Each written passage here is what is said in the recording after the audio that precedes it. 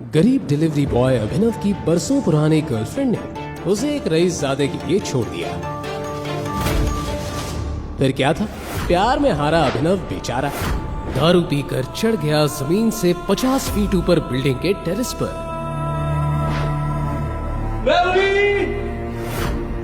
मैं ये दुनिया छोड़ के जा रहा हूँ। मुझे तो तुम्हारे धोखे नहीं मार दिया। तुम खुश रहना उस रईसजादे के साथ। मैं चला। वो मजनू तो जान देने को तैयार था, मगर किस्मत को कुछ और ही मंजूर था। अचानक अभिनव नीचे गिर गया, मगर वो गिरा भी तो कहां।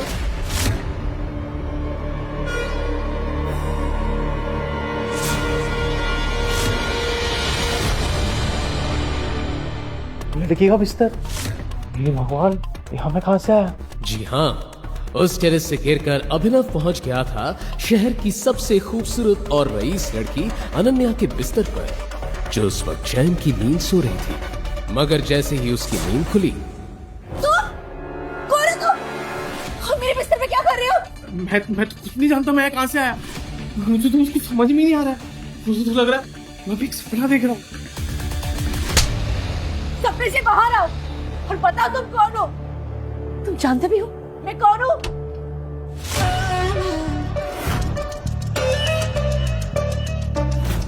ओह माय गॉड, ये सब क्या चल रहा है बहना?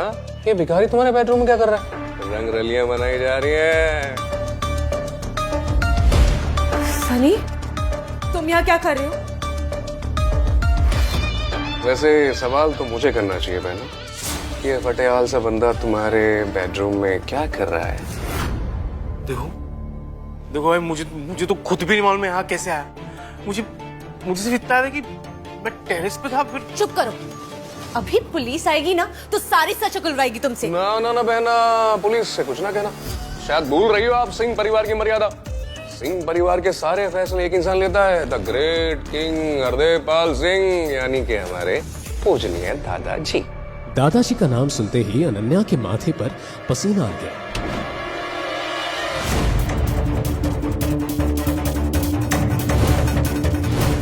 अनन्या,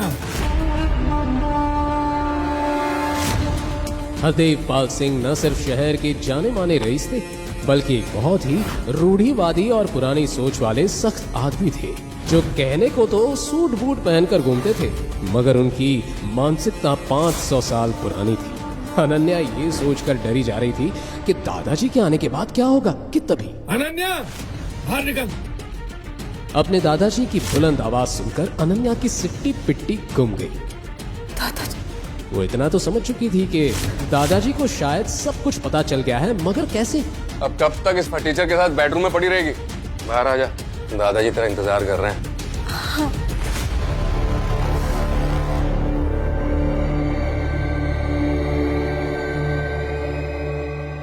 अरे आप कहाँ जा रहे हैं भैया? सुनो, बड़े बुजुर्ग सच ही कहते हैं कि दारू सेहत के लिए हानिकारक होती है। अब देख, तेरी दारू आज तुझे कहाँ ले आई? और मेरी बहन को मेरे दादाजी के गुस्से से कौन बचाएगा? और तू साले डिलीवरी बॉय, तेरी तो ऐसी की तैसी हो गई।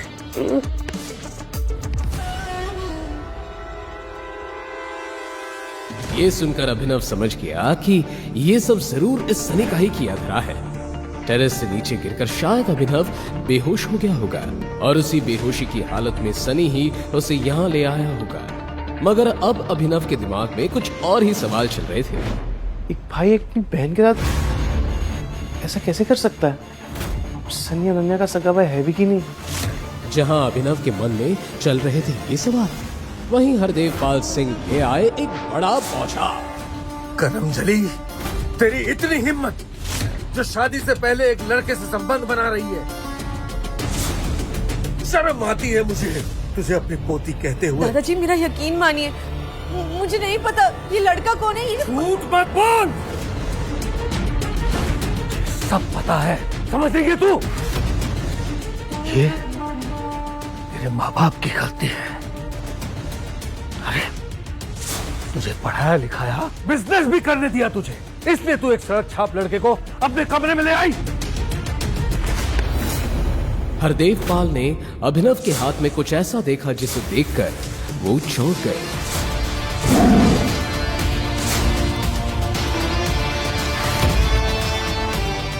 आपको शर्म आनी चाहिए। एक दादा होकर अपनी पोती पे हाथ उठा रहे हो, उस पर इतना इतना घिनौना इल्जाम लगा रहे हो। अकल ठिकाने है कि नहीं आपका? अचानक पूरे कमरे में सन्नाटा छा गया। आज तक किसी ने भी हरदेव पाल से ऐसे बात नहीं की थी, और यहाँ एक मामूली सा डिलीवरी बॉय शहर के जाने माने रईस से जुबान लड़ा रहा है। साले तेरी इतनी हिम्मत, मेरे दादा से जुबान लड़ाता है? गोलियों से फूट डालूंगा तुझे।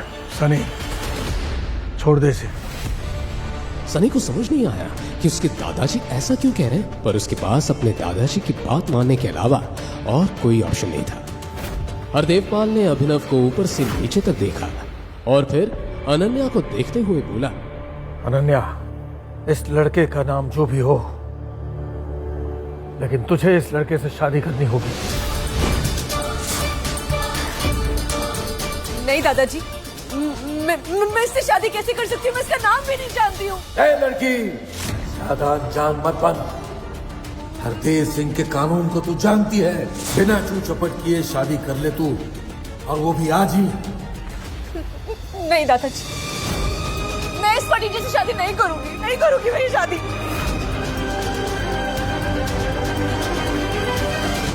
तो ठीक है सनी, अपनी बहन को फार्म हाउस ले जाओ, जिंदा कर दो उसे। ये सुनकर अनन्या सिहर उठी। वो जानती थी कि जो हरदेव कह रहा है वो करवा भी सकता है, क्योंकि इससे पहले भी सिंह खानदान में जिस किसी ने भी हरदेव पाल सिंह के कानून की खिलाफत की, उसका यही अंजाम हुआ। अनन्या भी अब अपने दादा के सामने लाचार हो गई थी। वहीं अभिनव जानता था कि अगर उसने अनन्या से शादी नहीं की तो एक मासूम लड़की उसकी वजह से अपनी जान से हाथ धो बैठेगी। फिर क्या था, 1 घंटे के अंदर ही उसी हॉल में अनन्या और अभिनव की शादी हो गई। शादी की पहली रात अनन्या की जुबान पर बस एक ही सवाल था। नाम क्या है? अभिनव, बट मेरे पापा मुझे प्यार से जो भी बुलाते हो मुझे फर्क नहीं पड़ता। और हाँ, एक बात ध्यान से सुन लो, ये शादी शादी नहीं, एक मजबूरी है। भले दुनिया के लिए हम पति पत्नी हैं, पर इस कमरे में हमारा रिश्ता सिर्फ 2 अजनबियों का है। अभिनव भी जानता था कि महलों की रानी अनन्या का उसके जैसे डिलीवरी बॉय से क्या मेल, पर वो ये नहीं जानता था कि अगर भगवान ने उन दोनों को मिलवाया है तो उसके पीछे कोई ना कोई कारण जरूर होगा। आज मेरे दोस्त अकरम के जन्मदिन की पार्टी है, और अनन्या, तुम उस पार्टी में हमारे नए दामाद को अपने साथ लेकर के जाओगी। वैसे तो अनन्या उस पार्टी में नहीं जाना चाहती थी, मगर दादाजी का हुक्म टालना उसके लिए नामुमकिन था। मजबूरी में अभिनव को भी अनन्या के साथ जाना पड़ा, मगर वहां उसका सामना उससे हुआ जिसे देखकर वो पूरी तरह से चौंक गया।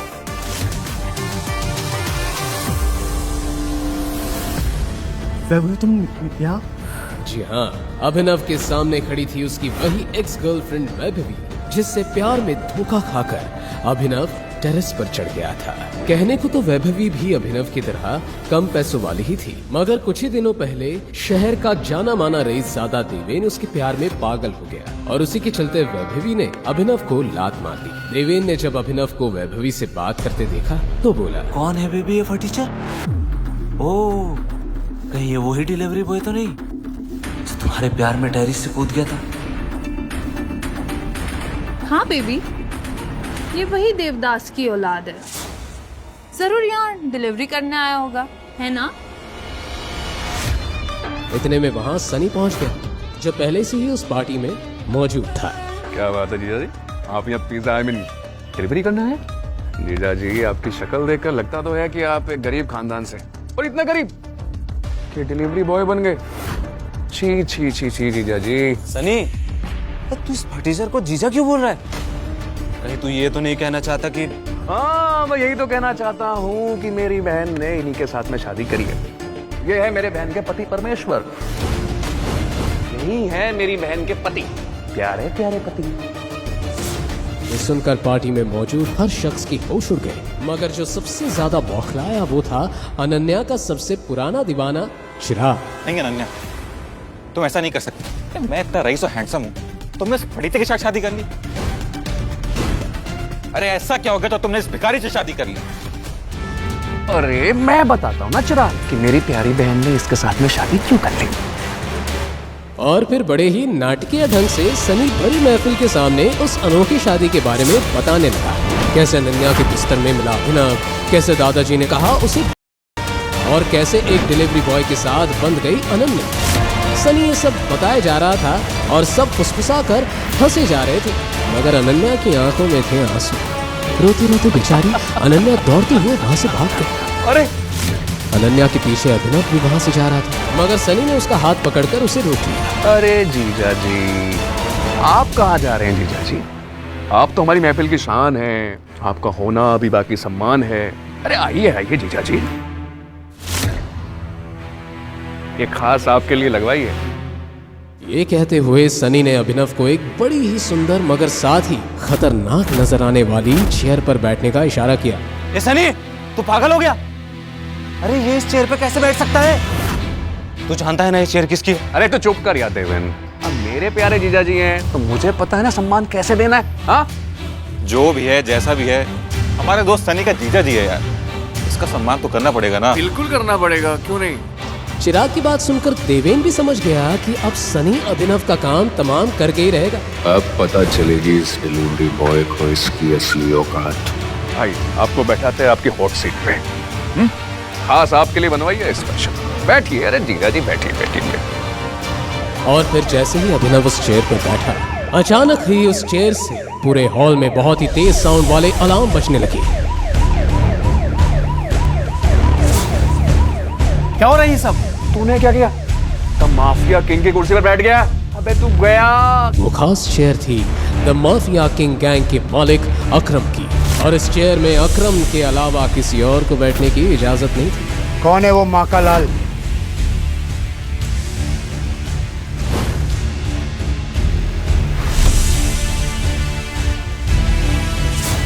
जिसने माफिया किंग की कुर्सी पर बैठने की हिमाकत की? सूट बूट पहने, हाथों में एक इम्पोर्टेड सिगार लिए, अब खुद अकरम वहां पहुंच गया था। अलार्म्स की आवाज सुनकर वो समझ गया था कि किसी ने द माफिया किंग की कुर्सी में बैठने की गुस्ताखी की है। तू है वो हरामजादा। अब तुझे अकरम की कहर से कौन बचाएगा? सर मुझे माफ करो, इस चेयर के बारे में मुझे कुछ नहीं मालूम था।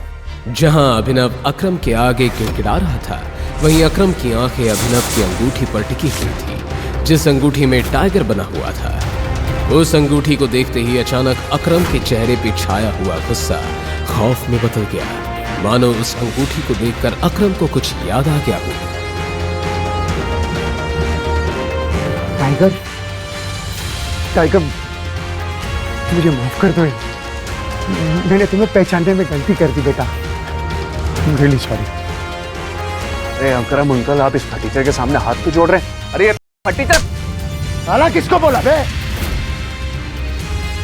ये कुर्सी भी इसकी है और ये कारोबार भी इसका है। ये है हमारे माफिया किंग का असली मालिक,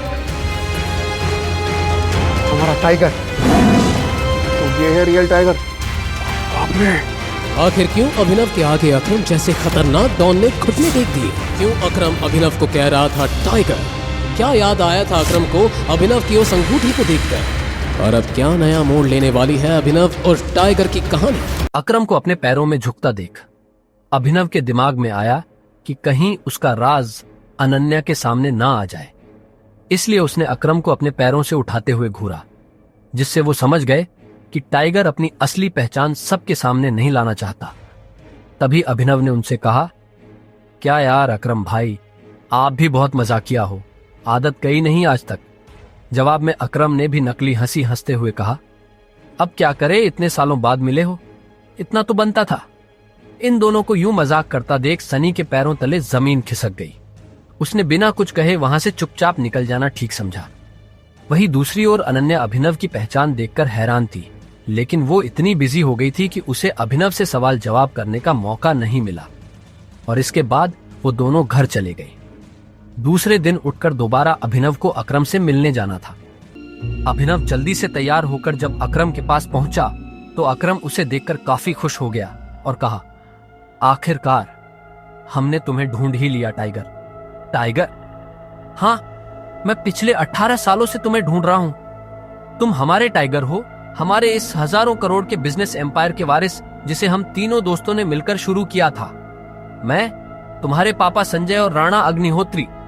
इतना कहते ही अकरम ने दीवार पर टंगी एक तस्वीर की तरफ इशारा कर दिया, जिसमें संजय, अकरम और राणा तीनों मौजूद। राणा को देख अभिनव को झटका लगा। उसकी आंखों के सामने वो दिन फिर से हरा हो गया जो वो हर सुबह देखकर उठता था। उस रात अभिनव के पिता को जिस आदमी ने गोली चलाई थी वो राणा था। दोस्त होने के बावजूद राणा ने अभिनव के पिता के साथ गद्दारी की थी। अभिनव की आंखें चिंगारी सी लाल हो गई। ये देख अकरम ने पूछा, क्या हुआ? तुम इतने गुस्से में क्यों हो? नहीं, मैं ठीक हूं। आपको मुझसे कुछ बात करनी थी ना? हाँ, मैं तुम्हें हमारी कंपनी द माफिया किंग के बारे में कुछ बताने वाला था। हम तीनों ने मिलकर द माफिया किंग को खड़ा किया था, जिसके नाम से पॉलिटिशियन, सेलिब्रिटी और इस देश का बड़े से बड़ा आदमी कांपता था। पर तुम्हारे पापा के जाने के बाद सब बिखर गया। इस बीच हमारे कुछ दुश्मन भी पैदा हो गए। उनमें से एक दुश्मन है दिग्पाल छिंगावत। वो सालों से तुम्हें ढूंढ रहा है। वो तुम्हें मारकर हमारा नामो निशान मिटा देना चाहता है। फिलहाल द माफिया किंग का सारा काम राणा का बेटा मोंटी संभाल रहा है, लेकिन अब से कंपनी के कुछ फैसले तुम्हारे हाथों में होंगे। अपने पिता के काम को अब तुम्हें ही आगे बढ़ाना है टाइगर। ये सुनते ही अभिनव हैरान हो गया। कल तक उसकी जेब में 100 रुपये भी नहीं थे और आज अचानक वो हजारों करोड़ की कंपनी का मालिक हो गया था। इसके बाद अभिनव अपनी नौकरी पर गया और वहां उसके बॉस ने उसे खूब सुनाया, क्योंकि कल अभिनव काम पर नहीं आ पाया था, जिसके कारण उसके बॉस को बहुत नुकसान हुआ। बात यहां तक पहुंच चुकी थी कि उसके बॉस ने उसे नौकरी से निकाल दिया। इसके बाद अभिनव ने अपने बॉस से कहा, ठीक है, मैं जा रहा हूं। इस महीने जो मैंने काम किया उसकी सैलरी दे दीजिए। कल जो तेरी वजह से हमारा नुकसान हुआ, अगर मैं उसकी भरपाई तेरी सैलरी से भी करूं तो भी नहीं होगी। शुक्रमना मैं वो नहीं मांग रहा हूं। अब निकल यहां से। ये आप क्या बोल रहे हो? मैंने पूरे महीने काम किया है। एक दिन नहीं आया तो आपका 25,000 का नुकसान हो गया। मैं तब तक यहां से नहीं जाऊंगा जब तक मुझे मेरी सैलरी नहीं मिल जाती। हाँ, अच्छा, रुक, अभी देता हूं तुझे तेरी सैलरी, उसके बॉस ने कहा और टेबल पर रखी घंटी बजा दी।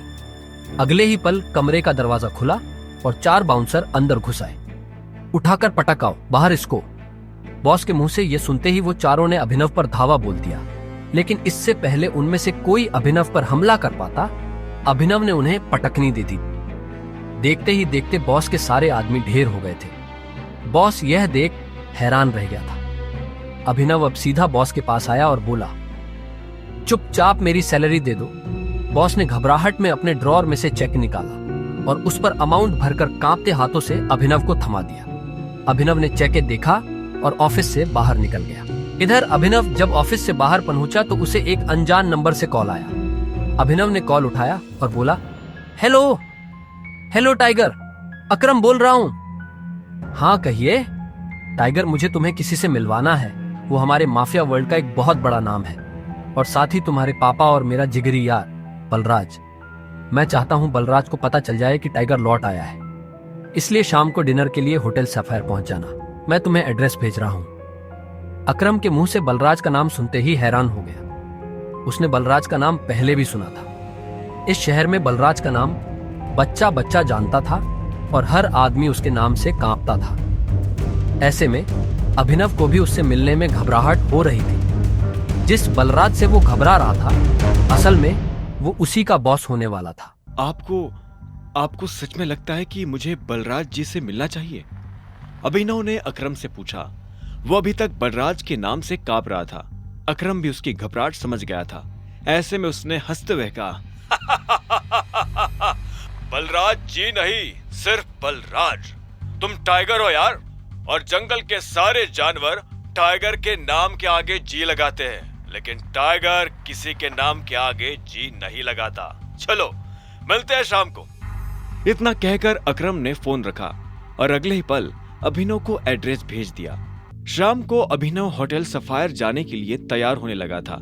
उसने ग्रे कलर की शर्ट और ब्लैक कलर की पैंट्स पहनी थी। अभिनव के पास पहनने के लिए इससे अच्छा और कुछ नहीं था। उसने अपने घर से एक कैब ली और सीधा होटल सफायर पहुंच गया। जैसे उसने होटल को बाहर से देखा तो वो देखता ही रह गया। उसने आज तक इतने बड़े होटल को इतने पास से नहीं देखा था। अकरम ने अभिनव को अपने साथ अंदर आने का इशारा किया। अभिनव अकरम के पीछे चला जा रहा था। उसे महसूस हो रहा था कि बलराज भी अपने भारी भरकम पैरों के साथ अभिनव के पीछे आ रहा था। कुछ देर के बाद वो होटल के एक आलीशान से कमरे के बाहर आ चुके थे। इससे पहले कि वो अंदर जाते, एक चीफ सिक्योरिटी ऑफिसर उनके पास आया और बोला, welcome boss, can I get you something? हाँ, हमारे पास कौन कौन सी लिकर अवेलेबल है उसकी लिस्ट जरा भिजवा दो। Sir if you don't mind, मुझे सारी अवेलेबल लिकर्स के नाम याद है। हमारे पास टकीला है जो 5 लाख की है, वोडका 8 लाख, विस्की 10 लाख और जिन 11 लाख। उस चीफ सिक्योरिटी ऑफिसर ने मुस्कुराते हुए कहा। सारी लिकर्स की कीमतें सुनकर अभिनव के होश उड़ गए। इतने में अकरम ने कहा, आज हमारे यहाँ बहुत खास मेहमान आए हैं, इसलिए जो सबसे महंगी है वो ले आओ और साथ में बाकी चीजें भी लेते आना। अंडरस्टूड सर, उस चीफ सिक्योरिटी ऑफिसर ने कहा और फिर वहां से निकल गया। इतने में अकरम ने बलराज से कहा, मैंने तुम्हें एक बहुत ही जरूरी खबर देने के लिए यहाँ बुलाया है। हमें संजय का बेटा टाइगर मिल गया है, लेकिन वो अभी अंडर कवर है, इसलिए मैं तुम्हें उससे बाहर नहीं मिलवा सकता था। अकरम के इतना कहते ही 2 चीफ सिक्योरिटी ऑफिसर अंदर आए और उन्होंने वाइन और बाकी चीजें टेबल पर रख दी। Anything else sir? Chief security officer ने पूछा। अकरम ने ना में सिर हिलाया और उन दोनों को जाने का इशारा कर दिया। दोनों चीफ सिक्योरिटी ऑफिसर वहां से निकल चुके थे। इधर बलराज ने बोतल उठाई और अपना ग्लास भरना शुरू कर दिया। बलराज ने बोतल वापस रखी, एक नजर अभिनव को देखा और बोला, तो टाइगर यही है? बलराज ने कहा और ग्लास अपने होठों से लगा लिया। वो ग्लास में से पैनी नजरों से अभिनव का चेहरा देख रहा था। हाँ, यही है हमारा टाइगर। मैं चाहता था कि ये हमारी टीम के बड़े और भारी मेंबर्स से मिले।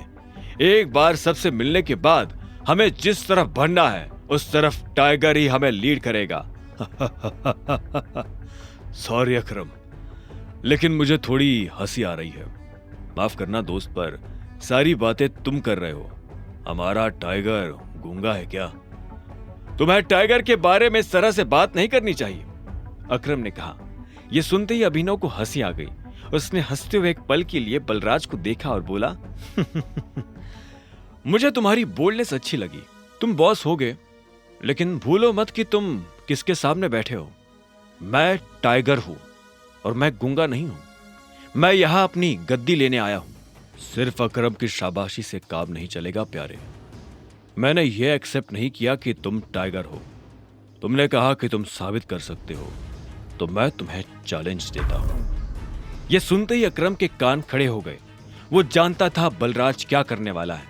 उसने बीच में आते हुए कहा, क्या कर रहे हो बलराज? लेकिन बलराज ने अकरम को हाथ के इशारे से चुप रहने के लिए कहा और फिर अभिनव की तरफ देखते हुए बोला, चलो लड़ाई करते हैं। अगर तुम हारे तो भूल जाना कि तुम टाइगर हो। हमसे कुछ पैसे लेना और गुड़गांव से जितना दूर हो सके उतना दूर सेटल हो जाना। अरे नहीं बलराज, ये सही नहीं है, अकरम ने घबराहट में कहा। बलराज जवाब के इंतजार में अभिनव को देख रहा था। अकरम ने अभिनव को देख ना में सिर हिला दिया। अभिनव ने अकरम से नजर हटाई, बलराज को देखा, अपना ग्लास उठाया, एक सांस में सारी शराब गटकी और जोर से ग्लास टेबल पर पटक कर बोला, कब करनी है लड़ाई? यह सुनते ही बलराज के चेहरे पर मुस्कान आ गई। अकरम के होश उड़ गए थे। क्या?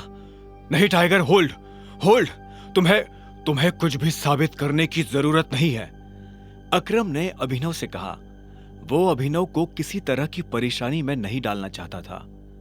अकरम, मैं जो कर रहा हूं अपनी मर्जी से कर रहा हूं। बलराज जो आज मेरे मुंह पर बोल रहा है, मैं नहीं चाहता कि कल को कोई भी एरा गेरा मेरे पीठ पीछे बोले, अभिनव ने कहा और बलराज की आंखों में देखने लगा। जब अकरम ने अभिनव की आंखों में संजय जैसे तेवर देखे तो उसने गहरी सांस ली और सब ऊपर वाले के भरोसे छोड़ दिया। लगभग 1 घंटे के बाद बलराज अभिनव और अकरम के साथ अपनी प्राइवेट अरीना में आ गया था। यह वही अरीना थी जहां पर बलराज अक्सर लड़ाई किया करता था। तो अकरम मियां, किस पर दाव लगाओगे, मैं या ये? बेवकूफी भरा सवाल है बलराज। टाइगर के होते हुए किसी और पर दाव लगाया जा सकता है क्या? अकरम ने जवाब दिया। बुरी तरह पछताओगे, मुंह छिपाने की भी जगह नहीं मिलेगी। बलराज ने हंसते हुए कहा और रिंग में दाखिल हो गया। दोनों के बीच लड़ाई शुरू हुई और बलराज चिंघाड़ते हुए अभिनव की तरफ दौड़ा। उसने जैसे ही अभिनव पर पहला मुक्का मारा तो अभिनव एक बार को सन्न रह गया। बलराज किसी हाथी जैसा लग रहा था। उसका मुक्का अभिनव की नाक तोड़ता उससे पहले अभिनव को होश आया और उसने अपना सिर नीचे झुका लिया। बलराज का मुक्का खाली गया और वो पलटकर अभिनव को देखने लगा। उसके चेहरे पर हंसी थी।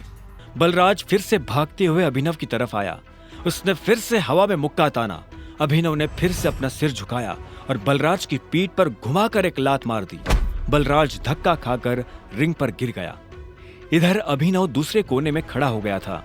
बलराज को इस बार गुस्सा आया। वो फिर से तेजी से अभिनव की तरफ बढ़ा और अभिनव ने झुककर उसके पैर पर लात मार दी। बलराज अपने आप को संभाल नहीं पाया और फिर से नीचे गिर गया। ये देख अकरम को मजा आ गया। उसने बलराज से कहा, सरेंडर कर दो बलराज, क्यों अपना रिकॉर्ड खराब कर रहे हो? मैं बाहर किसी से नहीं कहूंगा कि तुम टाइगर से हारे थे। बलराज ने गुस्से में फर्श पर अपना हाथ मारा और झटके से खड़ा हो गया। इसके बाद उसने एक के बाद एक अभिनव पर मुक्के बरसाना शुरू कर दिए। अभिनव ने अपने आप को उसके मुक्कों से बचाया और आखिर में जैसे ही बलराज का मुक्का अभिनव के चेहरे पर पड़ने वाला था, अभिनव ने उसे रोका और बलराज के पेट में एक मुक्का मार दिया। बलराज दर्द के मारी नीचे झुका। इतने में अभिनव ने बलराज के पीछे आकर अपने दोनों हाथ उसकी कमर में कसे और उसे हवा में उठा दिया। ये देख अकरम का मुंह खुला का खुला रह गया था। आखिर में अभिनव ने बलराज को एक पल के लिए हवा में थामा और फिर उल्टा पटक दिया। बलराज के मुंह से चीख निकल गई। ये कहां से सीखा? कहीं से नहीं, ये टाइगर को विरासत में मिला है, उसकी गद्दी के साथ, अभिनव ने कहा। इतने में अकरम ने उसके पास आकर अभिनव को गले से लगा लिया और बलराज को चिढ़ाते हुए बोला, tiger tiger tiger tiger. Balraj की कमर में मोच आई थी, पर उसने हंसते हुए अभिनव से कहा, चलो शराब पीते हैं, आज की पार्टी मेरी तरफ से। इस बात पर अकरम ने कहा, ऐसे नहीं, ऐसे पूछो कि टाइगर, क्या आप मेरे साथ शराब पीना पसंद करेंगे? क्या आप मेरे साथ शराब पीना पसंद करेंगे मेरे टाइगर? बलराज ने कहा और अभिनव के सामने नीचे झुक गया। अभिनव ने मुस्कुराते हुए बलराज को उसके कंधे से पकड़कर ऊपर उठाया और बोला, क्यों नहीं। ठीक इसी वक्त अभिनव का फोन बज उठा। उसने देखा अनन्या का फोन था। हाँ अनन्या, मेरे मम्मी पापा वापस आ गए हैं। जो कुछ भी हुआ उसके बारे में उन्हें पता चल चुका है। वो तुमसे मिलना चाहते हैं। तुम अभी के अभी मेरे दादाजी वाले घर आओ। अभिनव ने फोन जेब में डाला। इतने में अकरम उसके पास आया और बोला, क्या हुआ, सब ठीक है? हाँ अकरम, सॉरी बलराज, लेकिन मैं तुम्हारे साथ नहीं आ पाऊंगा। मुझे अभी अपने ससुराल जाना पड़ेगा। मेरे सास ससुर आए हुए हैं। ससुराल? तुमने शादी कब की? बलराज ने चौंकते हुए कहा, लंबी कहानी है, फिर कभी बताऊंगा। अभिनव ने जवाब दिया। बलराज ने आगे कहा, वैसे अकरम, हमें मोंटी को बुलाकर बता देना चाहिए कि नहीं, अभी नहीं। जब तक चीजें साफ नहीं हो जाती तब तक किसी को भी भनक नहीं लगनी चाहिए कि टाइगर लौट आया है। मोंटी जो कर रहा है उसे करने दो, अकरम ने कहा। इतने में अभिनव ने कहा, चलो मैं निकलता हूं। अकरम, तुम्हें याद है ना, मुझे कल से एक नई नौकरी। हाँ, तुम कल ऑफिस आ जाओ, मैं अपने सेक्रेटरी को बोल दूंगा, तुम्हारा काम हो जाएगा। ये सुन अभिनव ने अकरम और बलराज से हाथ मिलाया और वो बाहर आ गया। उसने अपने जाने के लिए एक कैब बुक कर ली थी। जैसे ही वो कैब में बैठने वाला था कि इतने में अकरम भागते हुए उसकी तरफ बढ़ने लगा। अभिनव ने देखा उसके हाथ में कुछ था। इतने में अकरम पास आया और उसने एक छोटा सा बैग अभिनव को थमा दिया। इसमें क्या है? वही शराब जो हमने होटल में पी थी। अपने सास ससुर को पिलाना। उनकी पूछतों ने भी कभी इतनी महंगी शराब नहीं पी होगी। अकरम ने कहा और इस बात पर दोनों हंस पड़े। आखिर में अभिनव ने कहा, इन सब के लिए thanks, thank you so much. और तुम्हें भी वापिस आकर हमारी उम्मीदें जिंदा करने के लिए। अकरम ने कहा। अभिनव मुस्कुराया और वहां से निकल गया। गाड़ी अनन्या के घर के बाहर आकर रुकी। अभिनव नीचे उतरा और गहरी सांसें लेते हुए घर के अंदर पहुंच गया। उसने देखा कि अनन्या के माता पिता यानी शर्मिला और राजीव सोफे पर बैठे हुए थे। वो उन्हें देखते ही पहचान गया था। वो दोनों भी अभिनव को अंदर आते हुए देख रहे थे। अभिनव जितने अच्छे से मुस्कुरा सकता था वो उतने अच्छे से मुस्कुरा रहा था। नमस्ते मम्मी जी। नमस्ते पापा जी। ये मैं आपके लिए लाया था, अभिनव ने हिचकिचाते हुए कहा और बोतल उन दोनों की तरफ बढ़ा दी। शर्मिला ने अभिनव को देखते ही अपना मुंह फेर लिया था, लेकिन राजीव की नजर जैसे ही बोतल पर पड़ी तो उसने तुरंत अभिनव के हाथ से बोतल ले ली। क्या बात है, ये तो काफी महंगी लग रही है। माय गॉड, क्या खुशबू है, देखो, राजीव ने कहा और बोतल शर्मिला की तरफ बढ़ा दी। शर्मिला ने उसे झटके से दूर किया और बोली, क्या तुम भी? मुझे तो लगता है कि ये कहीं से बोतल चोरी करके लाया होगा। तुम्हें लगता है कि इसके जैसा आदमी इतनी महंगी शराब अफोर्ड कर पाएगा? जो कुछ भी हुआ है उसके बारे में हमें सब कुछ पता है। अनन्या को भी नहीं पता ये सब कैसे हुआ, और मुझे भी लगता है कि ये कोई बहुत बड़ी गड़बड़ हुई है। पर जो भी हो, अब तुम्हारा और अनन्या का जो रिश्ता है उसे बदला नहीं जा सकता। अभिनव ने हाँ में सिर हिला दिया। वैसे भी जो कुछ हुआ उसका उसे मलाल नहीं था। अगर वो अनन्या से नहीं मिलता तो वो अकरम से कभी नहीं मिल पाता। साथ ही वो बाहर की दुनिया में अनन्या का नाम भी खराब नहीं होने देना चाहता था। ऐसे में वो भी नहीं चाहता था कि ये शादी टूटे। राजीव ने आगे पूछा, तो तुम काम क्या करते हो? मैं डिलीवरी बॉय का काम करता था, लेकिन मुझे आज नौकरी से निकाल दिया गया है, अभिनव ने कहा। उसके ये शब्द किसी बम की तरह उन दोनों पर गिरे। इससे पहले कि शर्मिला कुछ कहती, राजीव ने कहा, कोई बात नहीं, लेकिन तुम्हें जल्द से जल्द कोई नई नौकरी ढूंढनी होगी। अब तुम जा सकते हो, राजीव ने शांति से कहा। अभिनव उठा और बाहर निकलने लगा। इतने में शर्मिला के गुस्से में और एक उबाल आया और वो अभिनव के पीठ पीछे बोली, देखो कैसा ढीठ है, ओवर कॉन्फिडेंस देख रहे हो इसका? जेब में 10 रुपया नहीं है पर चल ऐसे रहा है जैसे किसी जंगल का टाइगर हो। भाड़ में जाए ऐसा कॉन्फिडेंस। और तुम, नौकरी का मतलब ये नहीं कि कल को तुम पार्किंग लॉट में बैठकर लोगों की गाड़ियों की रसीद काटो। मेरा मतलब है एक नौकरी जैसी नौकरी। अगर कल तक तुम्हें वो नौकरी मिल जाती है तो तुमने जो कहा है मैं उसके बारे में सोच सकती हूँ। शर्मिला से ये सुनते ही अभिनव के चेहरे पर एक बड़ी सी मुस्कान आ गई। शर्मिला को नहीं पता था कि अभिनव कौन है और उसके पीछे किसका हाथ है। उसने मुस्कुराते हुए हाँ में सिर हिलाया और घर के अंदर जाने लगा। रात बहुत हो चुकी थी और उसे पता था कि इस वक्त वो अपने घर नहीं जा सकता। उसने सोचा था कि वो अनन्या के कमरे में जाकर सो जाएगा। क्या है, रात हो गई है, मैं अपने घर नहीं जा सकता, मुझे सोने के लिए जगह चाहिए। तो क्या, तुमने मुझे यहाँ मम्मी पापा से मिलने के लिए बुलाया था ना, तो अब तुम जगह दो। तुम्हें क्या लगता है मैं तुम्हें फिर से अपने कमरे में आने दूंगी? तो और मैं कहाँ जाऊंगा, मुझे नहीं पता। अनन्या ने दरवाजा बंद किया और दूसरी तरफ से चिल्लाते हुए बोली, नौकरों की जगह मालिकों के कमरों में नहीं, घर के स्टोर रूम में होती है। यह सुनते ही अभिनव को बुरा लगा, पर वो कर भी क्या सकता था। उसने बस बंद दरवाजे को देखा और हताशा से अपना सिर हिलाने लगा। उसे पता था कि उसे बाकी कमरों में भी कोई जगह नहीं मिलने वाली है, इसलिए जहां इस घर के नौकर सोया करते थे अभिनव वहां चला गया। वहां उसे किस्मत से एक बिस्तर खाली मिला और अभिनव उस पर जाकर सो गया। अभिनव को कब नींद लगी और कब सुबह हो गई उसे पता ही नहीं चला। वो जल्द से जल्द तैयार हुआ और AK प्राइवेट लिमिटेड पहुंच गया। जैसे ही वो कैब से बाहर निकला तो सबसे पहले उसकी नजर सनी पर पड़ी। सनी ने भी उसे देखा और चालाकी से मुस्कुराते हुए बोला, आहा, देखो जरा कौन आया है, सिक्योरिटी। वो अभिनव को अंदर नहीं आने देना चाहता था। सनी की एक आवाज पर सिक्योरिटी वाले वहां आकर खड़े हो गए। वो अकरम को फोन मिलाने वाला था, पर इससे पहले कि वो अकरम को फोन मिला पाता, इतने में एक सुंदर सी लड़की काली स्कर्ट और सफेद शर्ट में उसकी तरफ चली आ रही थी। उसने आते ही सिक्योरिटी वालों से कहा, तुम लोग जा सकते हो, ये मेरे साथ है। इतना कहकर उसने अभिनव की तरफ देखा। ये देख सनी के होश उड़ गए। उस दिन पार्टी में और अब यहाँ भी अभिनव ने सनी को गलत साबित कर दिया था। इससे पहले कि वो कुछ कह पाता, अकरम की सेक्रेटरी जेनी ने उसे शांत रहने का इशारा कर दिया था। अभिनव को सनी के चेहरे पर छाया मातम देखकर काफी खुशी हो रही थी। वो मुस्कुराया और जेनी के साथ निकल गया। आपको अकरम ने बताया कि मैं यहाँ क्यों आया हूँ? ये सुनते ही जेनी के कान खड़े हो गए। अभिनव जैसा आदमी जो यहाँ नौकरी के लिए आया था, वो अकरम को अकरम कहकर बुला रहा था। जेनी ने इस सवाल का कोई जवाब नहीं दिया। उसने अपने ऑफिस का दरवाजा खोला और अंदर चली गई।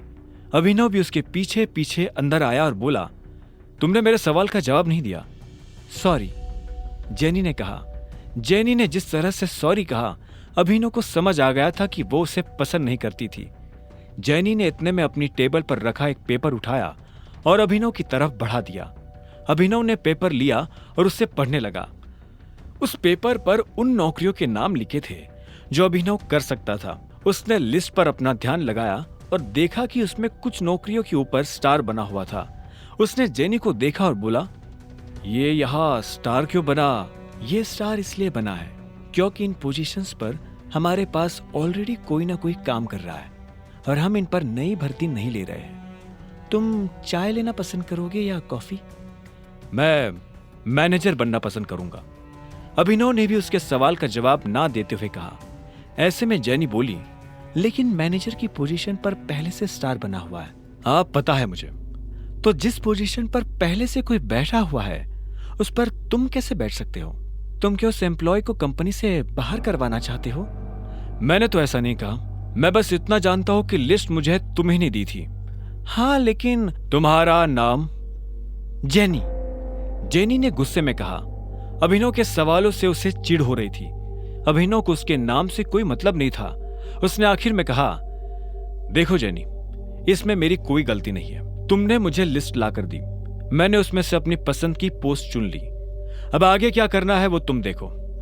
ठीक है मिस्टर अभिनव, तो अब मुझे तुम्हारे बारे में कुछ जानकारियों की जरूरत पड़ने वाली है और तुम्हारा ऑफिस कल से शुरू हो जाएगा, जेनी ने कहा। अभिनव ने हाँ में सिर हिलाया और वहां से निकल गया। सनी को अभी भी समझ नहीं आ रहा था कि आखिर अभिनव वहां क्या लेने आया था। उधर अभिनव को लगा कि अब कल से नौकरी पर जाने के लिए उसे नए कपड़ों की जरूरत पड़ने वाली है। कपड़ों के साथ साथ उसे अपना फोन भी बदलने की जरूरत थी। अकरम का दिया हुआ चेक उसकी जेब में ही रखा हुआ था। अभिनव अपने चेक से पैसे निकालने के लिए बैंक चला आया। तभी उसकी नजर प्रणव से मिली। प्रणव उन लोगों में से था जो अभिनव की गरीबी का मजाक उड़ाया करता था। जैसे उसने अभिनव को बैंक के अंदर आते हुए देखा तो बोला, अरे वाह, देखो तो कौन आया है। प्रणव खुद एक बैंकर था। वो अरबपति तो नहीं था, लेकिन उसके पास अच्छी खासी दौलत थी। वो दिखने में भी स्मार्ट था। वो अभिनव को इसलिए जानता था क्योंकि अभिनव अक्सर इस बैंक में डिलीवरी के काम से आया करता था। हालांकि वो दिखने में अभिनव के आगे कुछ नहीं लगता था, लेकिन उसमें और अभिनव में एक ही फर्क था, गरीबी का। हेलो, मुझे थोड़े पैसे निकालने हैं, अभिनव ने कहा और प्रणव को चेक दिखाने लगा। प्रणव ने बिना चेक देखे कहा, चेक से?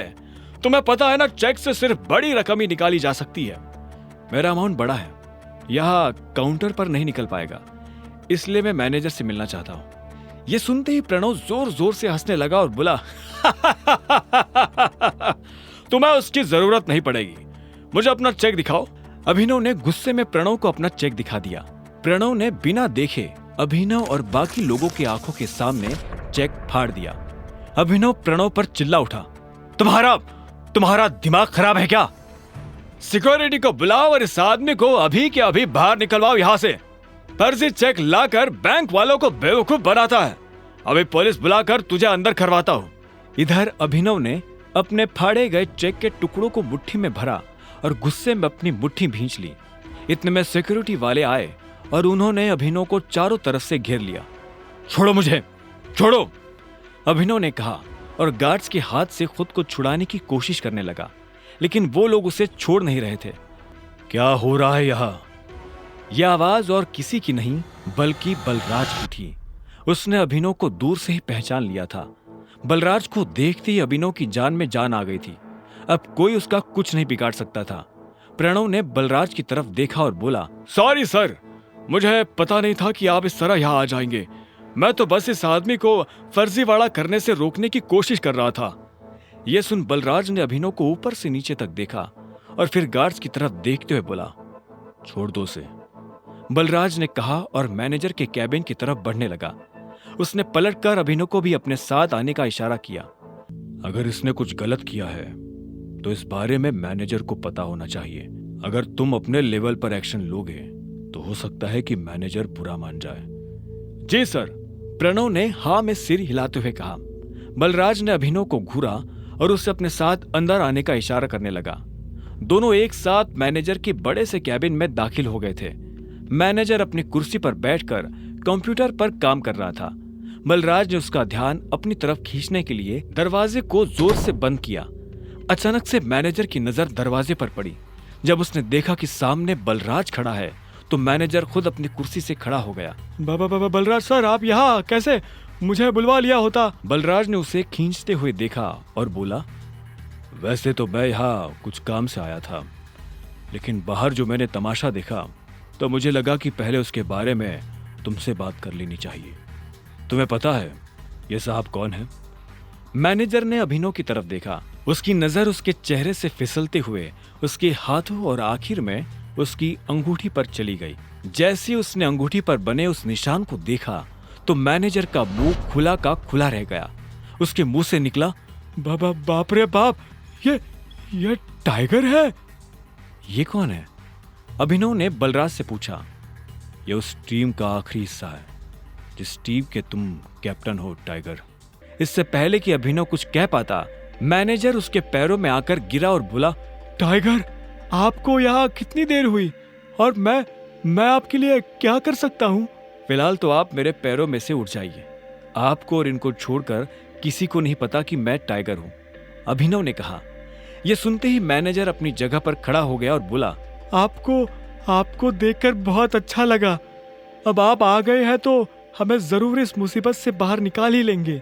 वो सब तो ये कर ही लेंगे, लेकिन उससे पहले आपको अपने नौकरों को सबक सिखाना पड़ेगा, क्योंकि अगर मैं सबक सिखाने पर आ गया तो आपको पता ही है क्या होगा। बलराज ने कहा और अभिनव के साथ जो हुआ उसने मैनेजर को सब बता दिया। यह सुनते ही मैनेजर का खून खौल उठा। उधर जब अभिनव और बलराज मैनेजर के कैबिन में खड़े थे तब इधर एक हट्टा कट्टा सा आदमी स्विमिंग पूल में काला चश्मा लगाकर खड़ा था। उसकी आंखों पर चश्मा, गले में सोने की मोटी चैन और बगल में विस्की का ग्लास था। वो आदमी लड़की के गालों को सहला रहा था। तभी उसे किसी के पैरों की आवाज सुनाई दी। उसने देखा उसका सेक्रेटरी भागते हुए उसके पास आ रहा था।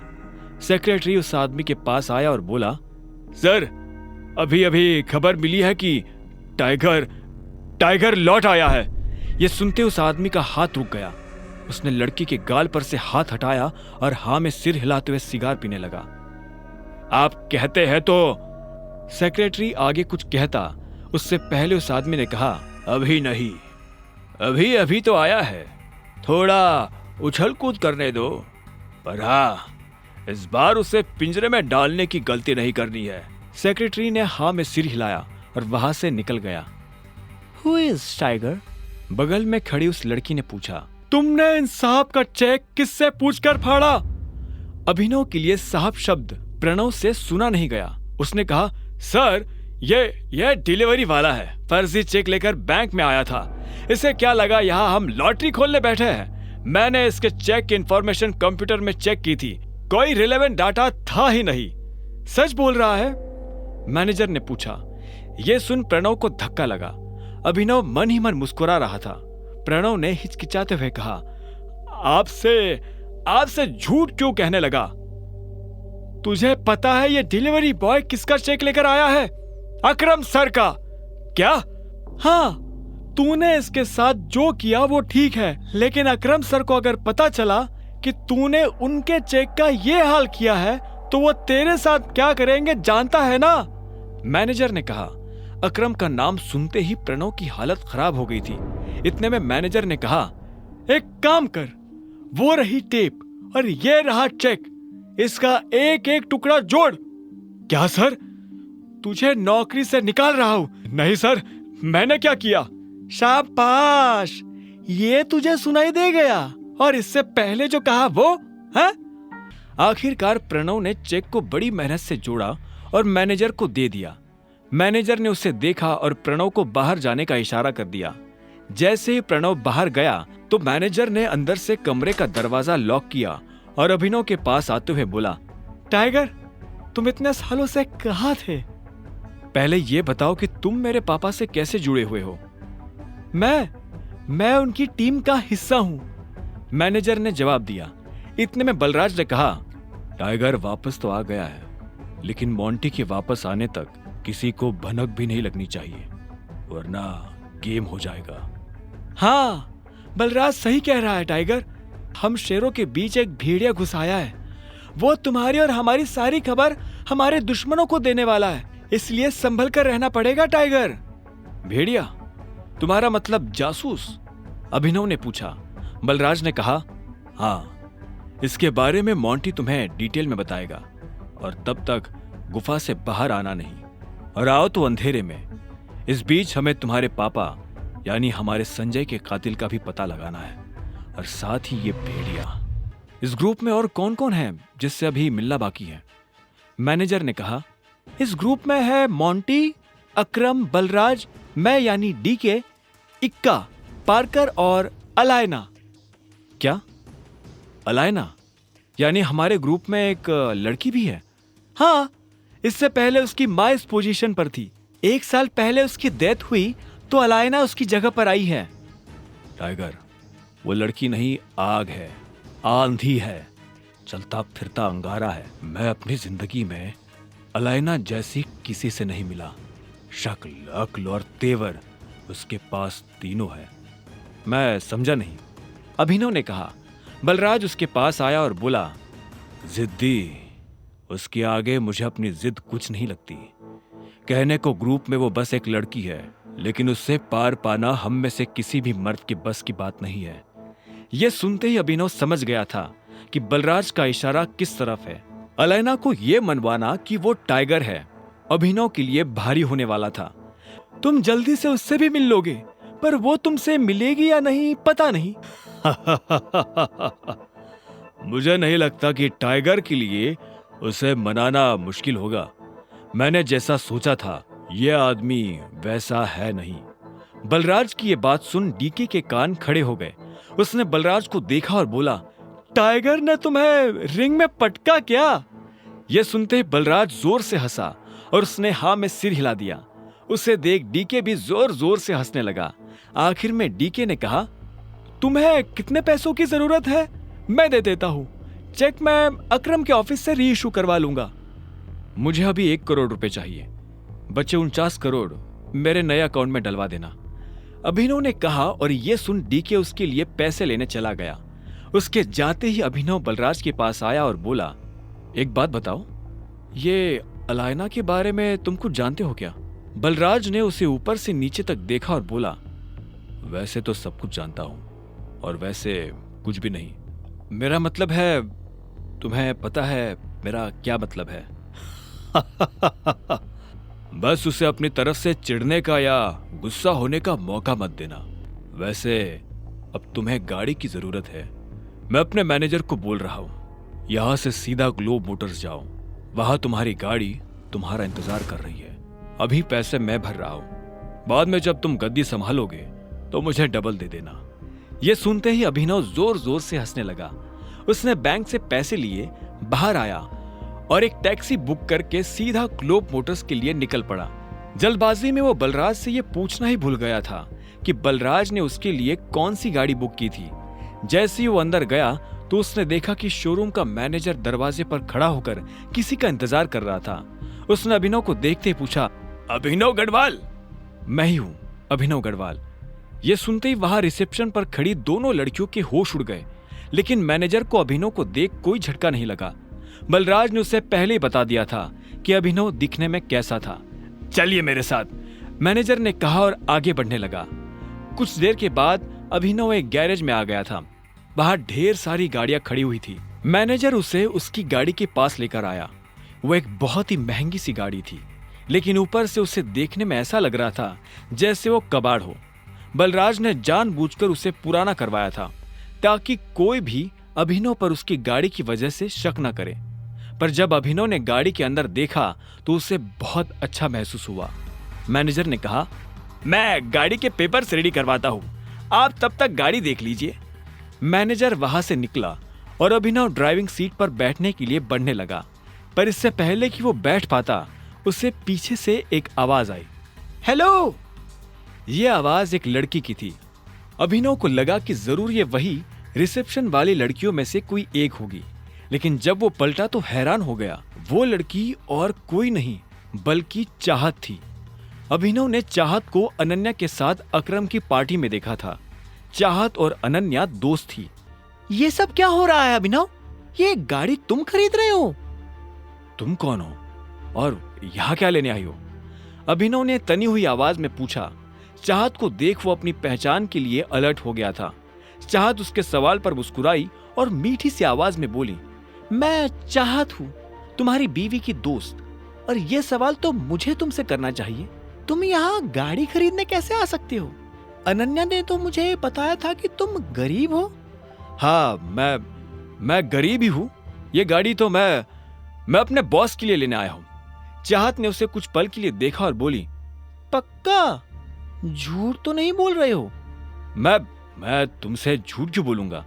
पता नहीं, एक काम करती हूँ, मैं अनन्या को भी यहाँ बुला लेती हूँ, दूसरे की ही सही, पर जब वो तुम्हें गाड़ी में देखेगी तो खुश हो जाएगी। नहीं, उसे बुलाने की क्या जरूरत है? क्यों बेकार में उसे परेशान करती हो तुम बताओ ना, मैं तुम्हारे लिए क्या कर सकता हूँ? ये सुनते ही चाहत के चेहरे पर मुस्कान आ गई। उसने कहा, मुझे चाहिए ट्रीट। क्या तुम मुझे ट्रीट पर लेकर नहीं चलोगे? देखो, मैं तुम्हारी बीवी की दोस्त हूँ और मुझे नहीं लगता कि तुम्हें मुझे मना करना चाहिए। इससे पहले कि अभिनव उसकी बात का कोई जवाब दे पाता, चाहत ने गाड़ी का दरवाजा खोला और वो पैसेंजर सीट पर जाकर बैठ गई। ठीक इसी वक्त मैनेजर डॉक्यूमेंट्स लेकर आया और उसने डॉक्यूमेंट्स अभिनव को दे दिए। अभिनव भी ड्राइविंग सीट पर बैठ गया। उसे पता था कि चाहत खुद एक रईस परिवार से आती थी। ऐसे में वो उसे अकरम के एक होटल में ले जाने वाला था। चाहत पूरे रास्ते रह रहकर अभिनव को देख रही थी। अभिनव को समझ नहीं आ रहा था कि वो उससे चाहती क्या है। जैसे ही अभिनव की गाड़ी अकरम के होटल के नीचे पार्क हुई तो अभिनव का फोन बज उठा। उसने देखा अकरम का फोन था। हेलो, क्या हुआ टाइगर, सब ठीक? मैंने देखा तुम्हारी गाड़ी मेरे ऑफिस के नीचे आई है। उधर से अकरम ने पूछा। हाँ, वो मैं होटल में किसी के साथ लंच के लिए आया था। हाँ, वो तो मैं देख ही रहा हूँ। जरा ऊपर आओ, मैं तुम्हें अपना वीआईपी कार्ड दे देता हूँ ताकि तुम दोनों को वीआईपी ट्रीटमेंट मिले। अकरम ने मुस्कुराते हुए कहा। अभिनव ने फोन रखा और पलटा तो पाया कि चाहत उसके पीछे खड़ी थी। चले? हाँ, नहीं, तुम एक मिनट यही रुको, मुझे थोड़ा काम है, मैं वो निपटा कर आता हूँ। अभिनव ने कहा और इससे पहले कि चाहत कुछ कहती, अभिनव वहां से निकल गया। चाहत उसे जाते हुए देख रही थी। वो अच्छी तरह से जानती थी कि ये अकरम का ऑफिस है, लेकिन अभिनव वहां क्या करने जा रहा था और उसे किसने फोन कर ऊपर बुलाया था? चाहत को अभिनव पर शक हो रहा था। अब आगे क्या होने वाला था? उधर जब चाहत को अभिनव के ऊपर शक हो रहा था, तब इधर अभिनव भी अकरम के कैबिन में पहुंच चुका था। जैसे ही अभिनव अंदर आया तो अकरम ने उसकी तरफ अपना कार्ड बढ़ाया और बोला, ये लो, मजे से लंच करना। थैंक यू, अभिनव ने मुस्कुराते हुए कहा और अकरम के कैबिन से बाहर निकल गया। वो नीचे आया और उसकी आंखें चाहत को ढूंढने लगी। उसने देखा कि चाहत होटल के बाहर शेड में खड़ी थी। अभिनव उसके पास पहुंचा तो चाहत उसे ऊपर से नीचे तक देखने लगी। अभिनव ने उससे कहा, चले। दोनों होटल के अंदर दाखिल हो गए और एक टेबल पर जाकर बैठ गए। अभिनव जानबूझकर चाहत से नजर नहीं मिला रहा था, वहीं चाहत उसे लगातार देखती जा रही थी। क्या हुआ, सब ठीक है? हाँ। अच्छा, वैसे तुम इस ऑफिस में काम करते हो क्या? मुझे लगता है कि हमें कुछ ऑर्डर कर देना चाहिए, मुझे तो बहुत भूख लग रही है। अभिनव ने चाहत के सवाल को टालते हुए कहा। चाहत ने उसे देखा और एक पल के बाद बोली, तुम मुझसे कुछ छुपाने की कोशिश कर रहे हो क्या? क्या? मैं तुमसे क्यों कुछ छुपाने लगा? चाहत इस बात का जवाब देने वाली थी, बात उसकी जुबान पर आ ही गई थी कि इतने में वेटर उन दोनों की बातों के बीच खलल डालने के लिए आ गया। अभिनव और चाहत ने वेटर को ऑर्डर दिया और वेटर वहां से निकल गया, लेकिन चाहत अपना सवाल भूली नहीं थी। उसने बात को घुमाते हुए पूछा, तो तुम क्या करते हो? मैं AK प्राइवेट लिमिटेड में एक छोटी सी नौकरी करता हूं। अच्छा, ये तो अकरम जी की कंपनी है ना? अभिनव ने जवाब में हाँ में सिर हिला दिया। इससे पहले कि चाहत आगे कोई सवाल करती, इतने में एक लड़का चाहत के बगल में आकर खड़ा हुआ और बोला, हेलो गॉर्जियस।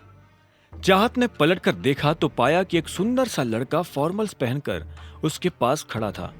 जैसे उसकी नजर चाहत से मिली तो उसने कहा, यू आर सो ब्यूटीफुल। मैं आना तो नहीं चाहता था, लेकिन मेरा मन नहीं माना। क्या मैं तुम्हें एक बढ़िया सी ट्रीट ऑफर कर सकता हूं? उस लड़के ने कहा। उसकी आंखों में एक शरारत भरी मुस्कान नजर आ रही थी। चाहत उसकी नीयत समझ चुकी थी और अभिनव को भी यह समझ आ गया था कि वो किस नीयत के साथ यहां खड़ा था। ऐसे में उसने भी लड़के को टालने के लिए गंभीरता से कहा, तुम्हें नजर नहीं आ रहा? वो पहले ही मेरे साथ डेट पर है। उस आदमी ने अभिनव की तरफ देखा और बोला, ओह अच्छा, मुझे तो लगा कि तुम इसके छोटे भाई हो। पर चलो, अब जब तुमने बता ही दिया है कि तुम इसके साथ डेट पर आए हो, तो मैं तुम्हें बहुत प्यार से कह रहा हूं, निकल लो। यह सुनकर अभिनव को बुरा लगा, लेकिन उसने कुछ नहीं कहा। तुम इतनी सुंदर हो, तुम्हें देखकर लगता है कि तुम किसी वेल टू डू फैमिली से आती हो। डोंट माइंड, लेकिन तुम्हें इस तरह के लड़कों के साथ डेट पर नहीं आना चाहिए। Standard is important, right? तुझसे किसी ने कहा ज्ञान देने को? अभिनव ने बीच में आते हुए कहा। उस लड़के ने अभिनव को घूरते हुए देखा और फिर से चाहत की तरफ देखकर बोला, तुम प्लीज मेरे साथ आओ, ट्रस्ट मी, मैं तुम्हें कोई प्रॉब्लम नहीं होने दूंगा। तो इतने में अभिनव अपनी जगह पर खड़ा हुआ और उसने उस लड़के का कॉलर पकड़ लिया। अरे अरे, ये क्या हो रहा है? अरे ये क्या कर रहे हो? छोड़ो उसे। हर कोई अभिनव की इस हरकत को देखकर हैरान हो गया। अभिनव को भी एहसास हुआ कि उसने लड़के को कुछ ज्यादा ही पीट दिया था। ऐसे में उसने हाफते हुए उसे छोड़ दिया। वो लड़का खड़े रहने लायक भी नहीं बचा था। अभिनव को जब होश आया तो उसने उस लड़के को ऊपर से नीचे तक देखा तो उसे बहुत बुरा लगा। वो ऐसा कुछ करना नहीं चाहता था, लेकिन अगर वो ये नहीं करता तो वो लड़का चाहत को परेशान करता रहता। अभिनव पलटा और चाहत को देखने लगा। चाहत दूर खड़ी होकर मुस्कुरा रही थी। उसकी मुस्कान में अभिनव को एक तरह की शांति नजर आ रही थी। अब उसे डर नहीं लग रहा था। तभी अभिनव के कंधे पर पीछे से एक हाथ आया और उसने अभिनव के कंधे को कसकर पकड़ लिया। अभिनव ने पलटकर देखा तो पाया कि वही लड़का उसे मारने के लिए खड़ा था।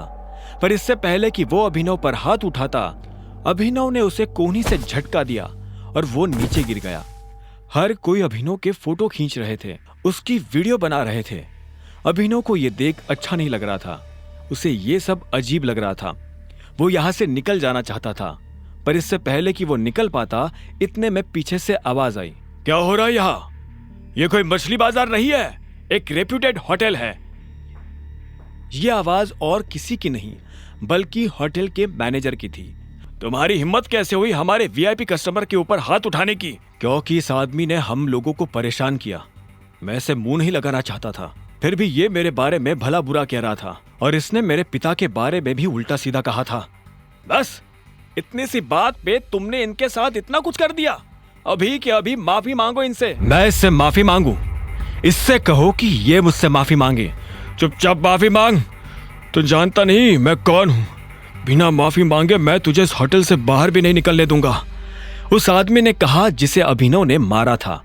मामला बिगड़ता जा रहा था। अब इससे पहले की बात आगे बढ़ती, चाहत बीच में आई और बोली, एक्चुअली गलती अभिनव की नहीं है, इस आदमी की है। इसने मुझे छेड़ने की कोशिश की। यह मुझसे गलत तरीके से बात कर रहा था। मैं और अभिनव साथ में लंच पर आए थे, पर यह आदमी। चाहत ने सारी बात मैनेजर और आसपास खड़े लोगों को बता दी। मैनेजर ने पलटकर उस लड़के को देखा और बोला, क्या यह सही है? उस लड़के ने कोई जवाब नहीं दिया। ऐसे में मैनेजर फिर से चाहत की तरफ पलटा और बोला, जो भी हो मैडम, पर इससे माफी तो मांगनी ही पड़ेगी। अभिनव समझ गया था कि मैनेजर उससे ऐसे क्यों बात कर रहा था। असल में वो अभिनव को उसके कपड़ों से जज कर रहा था। जब अभिनव को लगा कि उसके पास और कोई रास्ता नहीं है, तो उसने अपनी जेब से अकरम का कार्ड निकाला और मैनेजर की तरफ बढ़ाते हुए बोला, तुम्हें पता है मुझे ये कार्ड किसने दिया है? इस पर लिखा नाम पढ़ लो, उसके बाद तुम्हें समझ में आ जाएगा कि निष्पक्ष फैसला कैसे किया जाता है। हाँ, यह सही कह रहा है। भीड़ में से किसी ने अभिनव की बात का समर्थन करते हुए कहा। मैनेजर ने अभिनव से कार्ड लिया और उसे ध्यान से देखने लगा। जैसे उसने कार्ड पर लिखा नाम पढ़ा तो उसकी आंखें फटी की फटी रह गई। जब अभिनव ने देखा कि मैनेजर के पास कुछ भी कहने को नहीं बचा है तो उसने उस लड़के की तरफ देखकर कहा, और तू लड़कियों से बात करने से पहले अपनी मां के पास जा और उनसे सीख के लड़कियों की इज्जत कैसे की जाती है।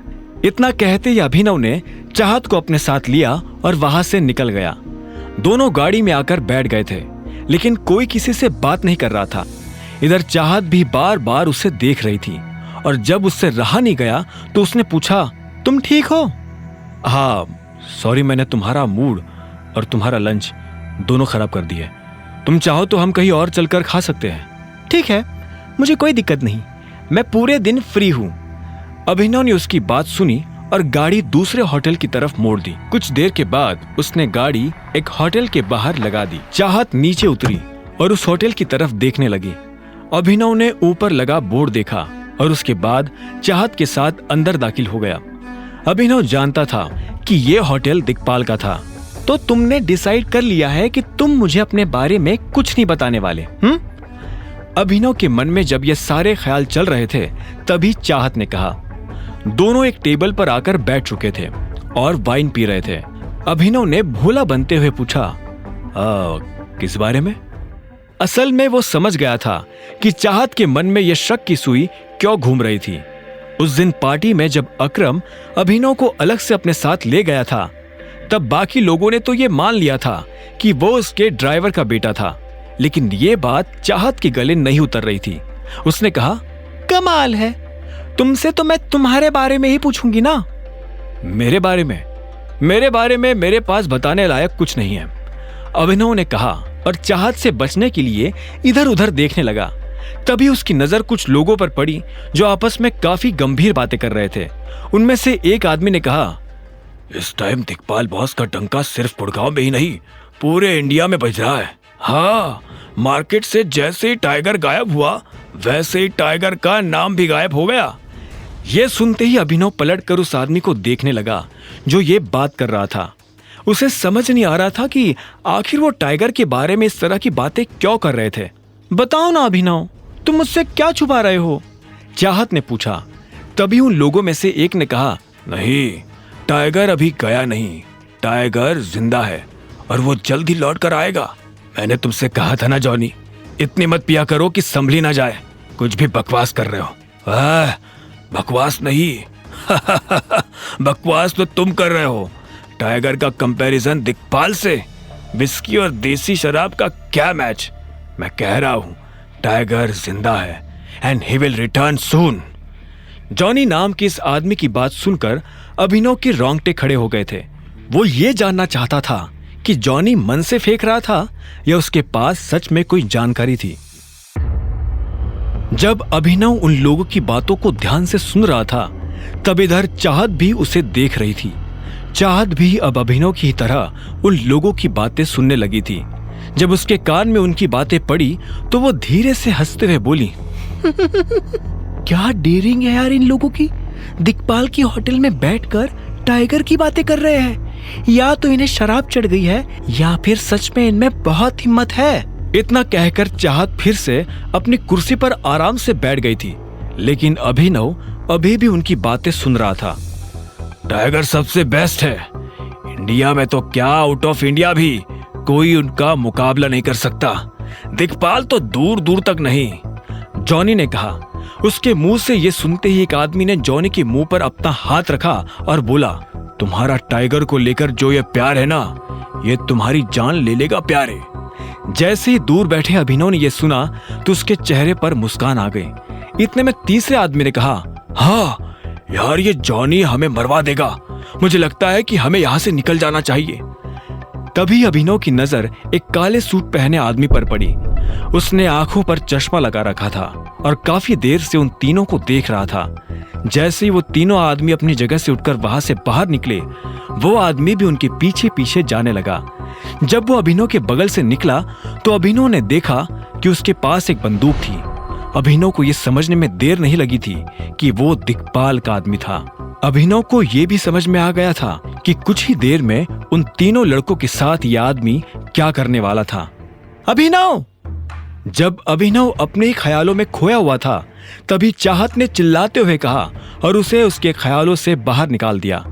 अभिनव ने उसे देखा और बोला, क्या क्या कह रही थी तुम मेरी दोस्त से झूठ बोल रहे हो। कौन सी दोस्त? अनन्या! चाहत ने जोर देते हुए कहा। अभिनव को एहसास हुआ कि उससे गड़बड़ हो गई थी। फिर भी उसने बात संभालने की कोशिश करते हुए कहा, नहीं, ऐसा कुछ नहीं है, मैं क्यों उससे झूठ बोलने लगा। और हाँ चाहत, मुझे अभी निकलना होगा, एक जरूरी मीटिंग है, मुझे उसके लिए जाना है। और फिर तुम्हें तो पता ही है, मैं अनन्या का पति हूं। अगर घर पहुंचने में जरा भी देर हो गई तो वो मेरी जान ले लेगी। वैसे भी वो मेरे ऊपर बहुत शक करती है। शक तुम्हारे ऊपर? वो तुम्हें पसंद तक नहीं करती, उसके दिमाग में तुम्हारा ख्याल भी नहीं आता, तो फिर वो तुम्हारे ऊपर शक क्यों करने लगी? हाँ जानता हूं, फिर भी अभी मुझे जाना होगा। क्या मैं तुम्हें घर छोड़ दूं? चाहत ने अभिनव के सवाल के जवाब में हाँ में सिर हिलाया और फिर थोड़ा हिचकिचाते हुए अपनी जगह से खड़ी होकर बोली, हम फिर कब मिलेंगे? जल्द ही। अभिनव ने इस बात का कोई जवाब नहीं दिया और चाहत के साथ होटल से बाहर आ गया। जब वो बाहर निकला तो उसने देखा कि जॉनी और उसके साथी पीछे की तरफ भाग रहे थे। अभिनव को यह सब ठीक नहीं लग रहा था। उसने चाहत से पूछा, तुम्हारा घर कहाँ है? अभिनव की आंखें आगे भी थी और पीछे भी। चाहत ने कहा, मुझे बस यही पास ही उतार दो, मुझे वहां एक छोटा सा काम है, मैं वहीं से निकल जाऊंगी। कुछ देर के बाद जब अंधेरा होने लगा, तब अभिनव की गाड़ी उन लोगों के पास जाकर खड़ी हो गई थी जो एक आदमी को घेर कर खड़े थे। उन लोगों के पास पहुंचकर अभिनव को पता चला कि वो लोग उस लड़के को मार रहे थे। रुको! इतने में अभिनव ने चिल्लाते हुए कहा। उसकी आवाज सुनकर सभी रुक गए और पलटकर देखने लगे। अभिनव एक कदम उनके पास आया और बोला, क्यों उस बेचारे को मार रहे हो? तुझसे मतलब है तभी तो यहाँ खड़ा हो। अगर जिंदगी में आगे भी खड़ा ही रहना चाहते हो तो चुपचाप यहाँ से चले जा, वरना इसकी तरह लंबा कर दूंगा। एक हट्टे कट्टे से आदमी ने अभिनव को घूरते हुए देखा और कहा। यह सुन अभिनव को हंसी आ गई। उसने कहा, अरे ये लाइन तो मैं तुझे बोलने वाला था, तूने मेरी लाइन छुड़ाई, अब तो तू और ज्यादा मार खाएगा। अभिनव के मुंह से ये बात सुनकर उन लोगों को और ज्यादा गुस्सा आ गया। उन लोगों का लीडर आगे आया और बोला, यारे हीरो बन रहा है क्या? है? जानता नहीं गुड़गांव में ये हीरोगिरी काम नहीं आती, चुपचाप चला जा, वरना बेकारी हमें एक की जगह 2 कब्रें खोदनी पड़ेगी। अभिनव ने इस बात का कोई जवाब नहीं दिया। वो बस उन लोगों की तरफ देख रहा था और उनकी गिनती कर रहा था। इतने में उसने एक लड़के से कहा, भाई जरा पीछे हो ना। हाँ, वो लड़का पीछे हटा तो आखिर में अभिनव ने अपनी गिनती पूरी कर कहा, हाँ, अब कब्रिस्तान वालों को फोन करके बोल दो कि वो 2 नहीं 20 कब्रें खोद कर रखे। 2 लोग 20 मुर्दों को गाड़ने आ रहे हैं। इस बात ने अभिनव के सामने हर एक आदमी के गुस्से को भड़का दिया था। इधर अभिनव भी अपनी मुट्ठी कसकर तैयार हो गया था। एक आदमी दौड़ते हुए अभिनव की तरफ आया और उसने अभिनव पर डंडे से वार करने की कोशिश की, लेकिन अभिनव ने उसका डंडा पकड़ा और उसके पेट में मार दिया। लड़का नीचे गिर पड़ा। देखते ही देखते अभिनव ने समा और समय दोनों बदल दिए। वो लड़का जॉनी, जो अभी तक उन लोगों से मार खा रहा था और जिसे लग रहा था कि अब उसके जिंदा बचने की कोई संभावना नहीं है, वो खुद अभिनव का ये रूप देख हैरान हो गया था। उसके लिए अभिनव भगवान से कम नहीं था। जब अभिनव ने उनकी लीडर को भी मार मार कर हदभरा कर दिया तो वो दर्द के मारे कराहते हुए बोला, कौन हो तुम? अभिनव ने उसे कोई जवाब नहीं दिया। वो बस उसकी आंखों में देख रहा था। वो आदमी जवाब जानने के लिए बेताब हुआ जा रहा था, लेकिन इससे पहले कि अभिनव उसे कोई जवाब देता, वो खुद ही नीचे गिर गया था। उसकी आंखें बंद हो गई थी और उसने हिलना डुलना बंद कर दिया था। उसे इस हाल में देख अभिनव के चेहरे पर मुस्कान आ गई थी। इधर जॉनी का मुंह खुला का खुला रह गया था। उसने अपनी जिंदगी में ऐसा कोई आदमी नहीं देखा था जो एक साथ इतने लोगों को चित कर सके। वो धीरे धीरे अभिनव की तरफ आगे बढ़ने लगा था। अभिनव ने देखा कि उसकी होंठ के पास से खून आ रहा था। उसकी आंख के नीचे काला गड्ढा हो गया था। उसके पैर में मोच थी और उसके कपड़े फटे हुए थे। कुल मिलाकर उसकी हालत बहुत खराब थी। अगर अभिनव वक्त रहते वहां नहीं पहुंचता तो वो मर सकता था। उस लड़के ने अभिनव के पास आकर पूछा, कौन हो तुम और तुमने हमारी जान क्यों बचाई? जॉन इस सवाल का जवाब जानने के लिए बेताब था। उसके दोस्त वही सड़क पर बेहोशी की हालत में पड़े थे। अभिनव ने उसे एक सेकंड के लिए देखा और बोला, मैं कौन हूं ये मैं तुम्हें बता दूंगा, लेकिन तुम्हें वादा करना पड़ेगा कि तुम ये किसी को नहीं बताओगे कि मैं कौन हूं। जॉनी ने अभिनव की शर्त पर बिना सोचे हाँ में सिर हिला दिया। अभिनव ने उसकी जान बचाई थी। वो अभिनव के लिए अपने दिल में इतना छोटा सा राज तो रख ही सकता था। अभिनव उसके पास आया और उसे अपना कान पास लाने का इशारा किया। जॉनी अब अपना कान पास लेकर आया। अभिनव धीरे से उसके कान के पास झुका और बोला, मैं टाइगर हूं। और इतना कहकर वो 2 कदम पीछे हो गया। जॉनी ने जब ये बात सुनी तो उसकी आंखें फटी की फटी रह गई थी। वो बिना पलक झपकाए अभिनव को देख रहा था। कुछ देर के बाद अभिनव हरदेव पाल सिंह के घर आ गया था। इतने सारे लोगों को मारने के बाद अभिनव के हाथ पैरों में बहुत दर्द हो रहा था। उसने गाड़ी पार्क की और एक गहरी सांस लेकर अंदर जाने लगा। वो बहुत धीरे धीरे और ध्यान से अंदर जा रहा था। मुझे तो समझ नहीं आ रहा कि अब हमें करना क्या चाहिए। मेरे हिसाब से हमें गौरव से कहना चाहिए कि वो अकरम से इस बारे में बात करे।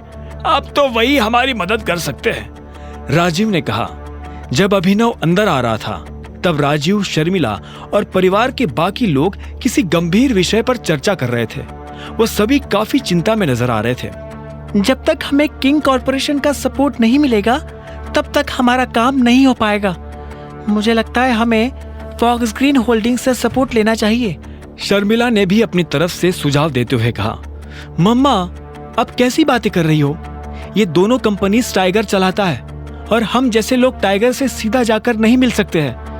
आज तक जब उसे किसी ने देखा ही नहीं तो हम कैसे उससे मिल पाएंगे? अनन्या ने कहा। यह सुनकर शर्मिला बोली, शायद चिराग इस काम में हमारी मदद कर सकता है। मैं काम करती हूँ, तुम्हारी और चिराग की शादी फिक्स करवा देती हूँ।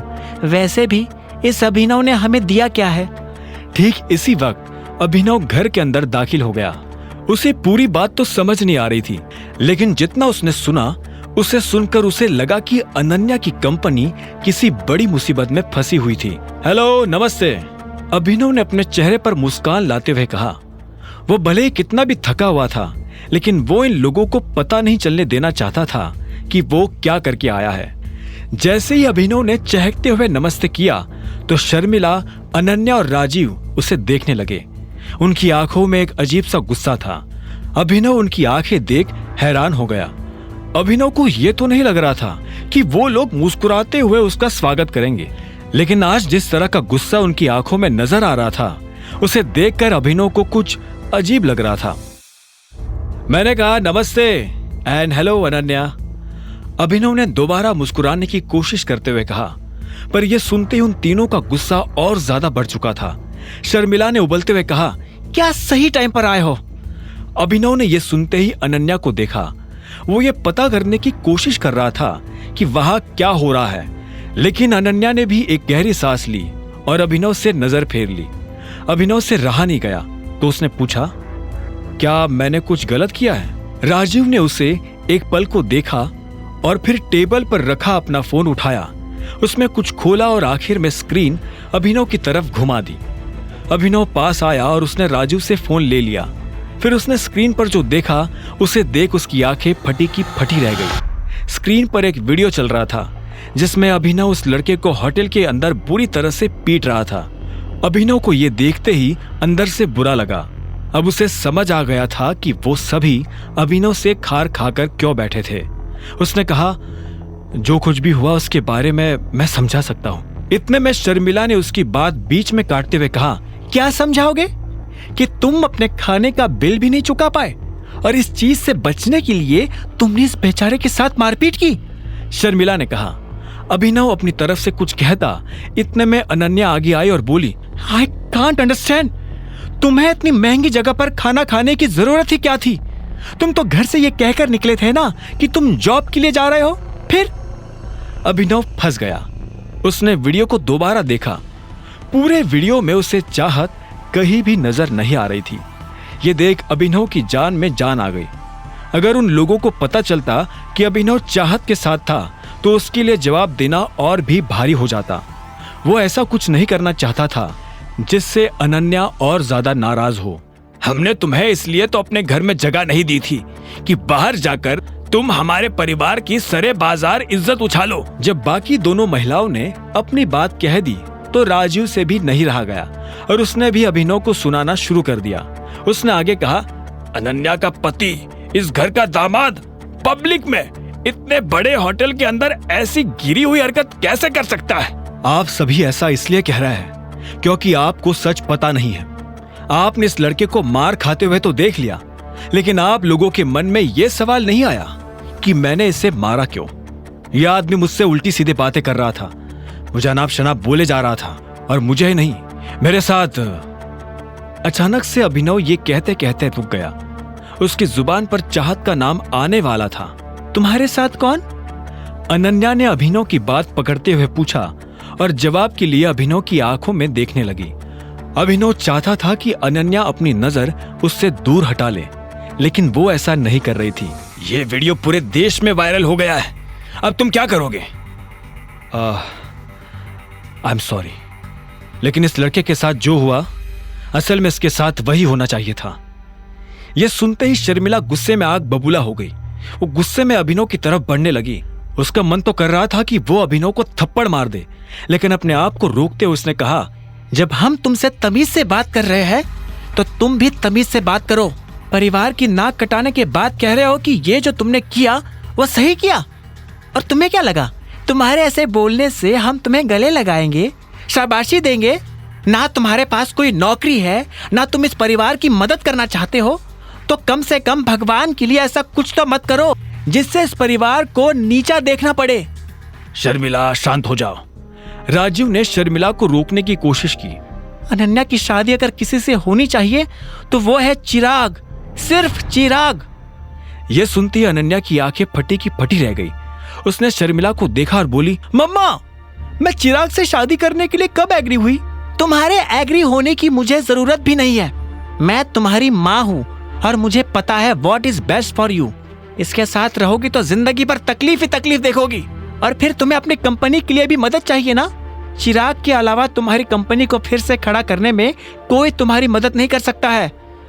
इस पर अनन्या ने कहा, मम्मा ऐसा नहीं है, मैं खुद अकरम सर से बात करूंगी, वो मेरी हेल्प कर सकते हैं। मैं चिराग से शादी नहीं करना चाहती हूँ।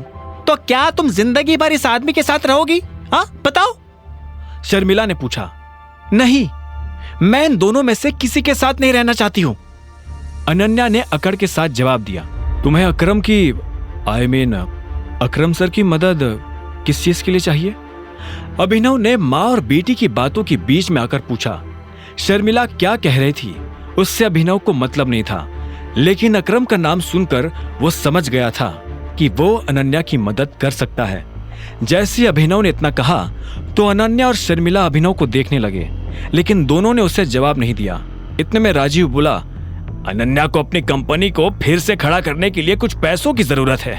इसके जितने भी शेयर होल्डर्स थे उन्होंने अपने हाथ पीछे खींच लिए हैं। अरे तुम क्यों ये सब इससे बताकर अपना टाइम वेस्ट कर रहे हो?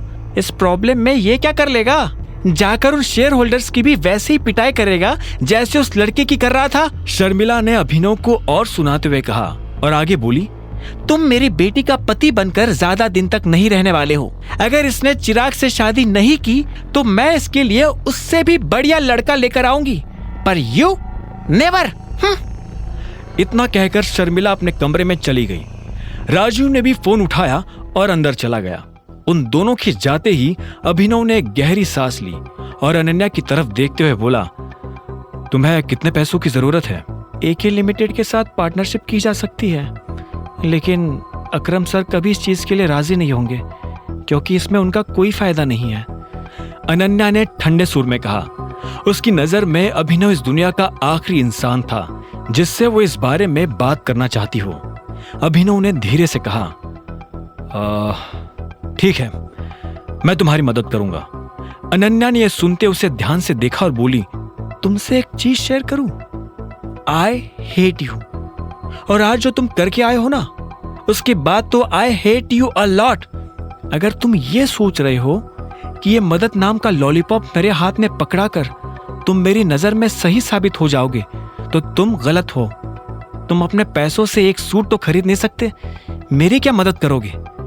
फिर भी if you want to help me then please get out of my life right now. Ananya मेरी बात तो सुनो, अगर एक बार और मेरा नाम लिया तो मैं पुलिस बुला लूंगी। इतना कहकर अनन्या ने गुस्से में अपना फोन उठाया और अपने कमरे की तरफ बढ़ने लगी। अभिनव को समझ नहीं आ रहा था कि वो कैसे अनन्या को समझाए। उसने गहरी सांस ली और हिम्मत करके उसके पीछे जाने लगा। उसने कहा, मैं मजाक नहीं कर रहा हूं, तुम जिस प्रॉब्लम से डील कर रही हो उसमें मैं तुम्हारी मदद कर सकता हूं। यह सुनते ही अनन्या ने चिल्लाते हुए कहा, बकवास करना बंद करो अभिनव, इनफ, तुम कुछ नहीं कर सकते हो। Ananya trust me, I have a job. मैं अकरम सर की कंपनी में मैनेजर की पोस्ट पर काम कर रहा हूं, अभिनव ने आखिर में कहा। यह सुनते ही अनन्या को हंसी आ गई और वो बोली, ओह अच्छा, तो तुम्हें क्या लगता है कि तुम्हारी पोजीशन परमानेंट है? हो सकता है कि आज अकरम सर तुम्हारे ऊपर तरस खा रहे हो, लेकिन कल वो तुम्हें लात मारकर बाहर भी कर सकते हैं। तुम और तुम्हारे जैसे हजारों लोग उसके लिए कुछ भी नहीं है, समझे? इतना लताड़ने के बाद अनन्या अपने कमरे में गई और दरवाजा बंद कर दिया। अभिनव फिर से उसके कमरे के बाहर खड़ा का खड़ा रह गया था। तभी उसके फोन पर एक मैसेज आया। अभिनव ने फोन खोलकर देखा तो पाया ये मैसेज उसके क्लासमेट हरीश का था। वही हरीश जो उसके साथ डिलीवरी कंपनी में जॉब करता था। उस मैसेज में लिखा था, कल शाम को रीयूनियन है, दिए हुए पते पर टाइम से पहुंच जाना। अभिनव जब कॉलेज में पढ़ता था तो सब उसकी गरीबी का मजाक उड़ाते थे। इतने में उसका फोन बज उठा। उसने देखा कि अकरम का फोन था। हेलो टाइगर, मेरी जेनी से बात हो गई थी। तुमने जो कहा है वो हो जाएगा। साथ ही तुम्हारा जो वीडियो इंटरनेट पर वायरल हो रहा है, मैंने उससे हटवाने के लिए बात कर ली है। अभी थोड़ी देर में वीडियो सभी जगह से गायब हो जाएगा। थैंक यू अकरम। और हाँ, मैंने अपना मन बदल लिया है। मुझे तुम मैनेजर से नीचे वाली कोई पोस्ट देना। क्या? अकरम, असल में मुझे तुम्हारी मदद की जरूरत है। अनन्या किसी प्रॉब्लम में फंसी हुई है और तुम ही उसे निकाल सकते हो। मैं ये भी नहीं चाहता हूं कि अनन्या और उसके परिवार को पता चले कि मैं कौन हूं। तो मैं उन्हें कह दूंगा कि मैंने अपनी मैनेजर की पोजीशन अकरम को मनाने के लिए कॉम्प्रोमाइज की है और साथ ही उनसे कहा है कि वो चाहे तो कुछ वक्त तक मुझे कम सैलरी भी दे सकते हैं। क्या बात है, बहुत बढ़िया। इससे तुम्हारा काम भी हो जाएगा और पहचान भी छुपी रहेगी। हाँ, अच्छा, और एक चीज, अभी कुछ दिनों में एक ऑक्शन होने वाला है। अलैना भी वहां आने वाली है। उससे मिलने का इससे बढ़िया मौका तुम्हें नहीं मिलेगा। अकरम से बात करने के बाद अभिनव सो चुका था। अगली सुबह कब आई उसे पता ही नहीं चला। जब वो नौकरों के कमरे से बाहर निकल कर आया तो उसकी नजर सीधी अनन्या से मिली। अनन्या, नाश्ता रेडी है। इतने में शर्मिला की आवाज आई। अनन्या की नजर अभिनव से मिली, लेकिन वो उसे बिना कोई इशारा दिए वहां से निकल गई। अभिनव अपनी जगह पर खड़ा का खड़ा रह गया था। तभी उसे एक भारी सी आवाज सुनाई दी। तुम्हें क्या अलग से निमंत्रण देना पड़ेगा? यह आवाज और किसी की नहीं बल्कि हरदेव पाल सिंह की थी। वो नाश्ता करने के लिए पहले ही टेबल पर आकर बैठ गए थे। अभिनव हिचकते हुए उनकी तरफ बढ़ा और बोला, गुड मॉर्निंग। आजकल तुम्हें मॉर्निंग्स कुछ ज्यादा ही गुड नहीं लगने लगी है? इससे पहले इतने अच्छे बिस्तर पर सोए नहीं क्या? शर्मिला ने ब्रेड पर मक्खन लगाते हुए कहा। हरदेव ने अभिनव को बैठने का इशारा किया और अभिनव अनन्या के बगल वाली कुर्सी खींचकर उस पर बैठ गया। नाश्ते के लिए थैंक यू, अभिनव ने दिल से कहा। अनन्या, कल रात अभिनव कहाँ सोया था? इतने में हरदेव ने अनन्या की तरफ देखते हुए पूछा। अनन्या इस सवाल को सुनकर सकपका गई, लेकिन उसने अपना सिर नीचे रखा और कंधे उचकाते हुए बोली, मुझे नहीं पता। हरदेव ने आगे कहा, अनन्या, जो 2 कंपनीज तुम्हारे अंडर चल रही है उन्हें मैं सनी को दे रहा हूं। तुम अब आगे सिर्फ वही कंपनी संभालोगी जो तुम्हें विरासत में मिली थी, उसके अलावा कुछ नहीं। इतना कहकर हरदेवपाल सिंह ने पानी पिया, अपनी जगह से उठे और निकल गए। अनन्या की आंखें आंसुओं से भर आई थी। शर्मिला को भी गुस्सा आया और उसने उबलते हुए कहा, नहीं, वो इस तरह से मेरी बेटी से सब कुछ नहीं छीन सकते। वो मेरी बेटी के साथ इस जैसे आदमी से शादी कराने की जबरदस्ती नहीं कर सकते। मेरी बच्ची, बेचारी मेरी बच्ची का क्या होगा? इस फक्कड़ के साथ रहकर वो क्या खाएगी, कैसे रहेगी? अभिनव जानता था कि शर्मिला बहुत बड़ा चढ़ाकर बोल रही है। उसने धीरे से कहा, मैं उसका और अपना दोनों का ध्यान रख सकता हूं। मैंने अकरम सर से भी बात की है, वो तुम्हारी मदद करने के लिए तैयार है। बदले में उन्होंने मुझसे कहा कि मुझे मैनेजर की पोस्ट छोड़नी पड़ेगी। झूठ मत बोलो अभिनव, शर्मिला ने तुरंत कहा। 1 सेकंड शर्मिला, अभिनव, तुम्हारा मतलब है कि तुम्हें अकरम की कंपनी में नौकरी मिल गई थी? राजीव के सवाल के जवाब में अभिनव ने हाँ में सिर हिला दिया। शर्मिला ने कहा, मैं मान ही नहीं सकती। उधर अनन्या अभी भी रोए जा रही थी। उसने अपने आंसू पोंछे और धीरे से शर्मिला को बोली, अभिनव के पापा अकरम सर के ड्राइवर थे। हालांकि अनन्या को यह कहते हुए भी डाउट था कि अभिनव उसकी मदद कर पाता या नहीं। इस खबर को सुनकर राजू और शर्मिला हैरान हो गए और एक साथ बोले, अकरम इस लड़के को जानते हैं? अकरम इस लड़के को जानते हैं? अनन्या ने हाँ में सिर हिला दिया। वो दोनों खुले मुंह के साथ अभिनव को देख रहे थे। उसने अभिनव से कोई बात नहीं की और अपनी गाड़ी लेकर निकल गई। इधर अभिनव को भी देर हो रही थी, उसे रियूनियन के लिए जाना था। जैसे ही अभिनव होटल के दरवाजे पर पहुंचा तो उसने देखा कि हरीश कामिनी नाम के एक लड़के के साथ बाहर आ रहा था। कामिनी कॉलेज में उन लड़कियों की लीडर हुआ करती थी जो अभिनव और उसके जैसे बाकी लोगों को बुली करते थे। जैसे उसकी नजर अभिनव से मिली तो उसने कहा, ओह, देखो तो कौन आया है, अभिनव। हेलो, अभिनव ने कहा। कामिनी ऊपर से नीचे तक उसके सूट को देख रही थी।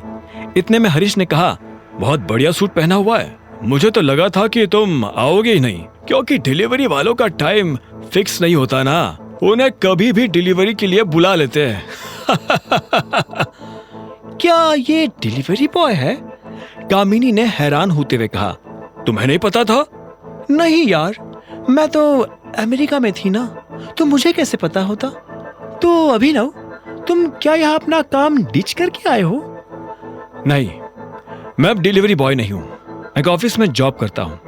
यह सुनते ही हरीश जोर जोर से हंसने लगा और बोला, अरे हाँ, इसने तो अनन्या सिंह को फंसाकर उससे शादी की है ना, अब अपनी बीवी के ऑफिस में काम कर रहा होगा। ये कहते ही कामिनी और हरीश जोर जोर से हंसने लगे। अभिनव को उन दोनों की शक्ल देख गुस्सा आ रहा था। उधर जब अभिनव को गुस्सा आ रहा था तब इधर वही हट्टा कट्टा सा आदमी हाथ में सिगार लिए अपने सेक्रेटरी के पास खड़ा था। उस आदमी ने पूछा, टाइगर दिखता कैसा है, कुछ पता चला? हम वही पता करने की कोशिश कर रहे हैं सर। मुझे 1 हफ्ते में उसकी सारी डिटेल्स चाहिए। हमारे जासूस से कहो कि जरा जल्दी काम करना शुरू करे। इतना कहकर उस आदमी ने सिगार का कश लिया और खिड़की से बाहर धुआं उड़ा दिया। आगे की कहानी जानने के लिए देखें अगला एपिसोड सिर्फ पॉकेट एफएम के यूट्यूब चैनल पर, और द रिटर्न ऑफ टाइगर के सारे एपिसोड्स को सुनने के लिए डिस्क्रिप्शन में दी लिंक से डाउनलोड करें पॉकेट एफएम ऐप।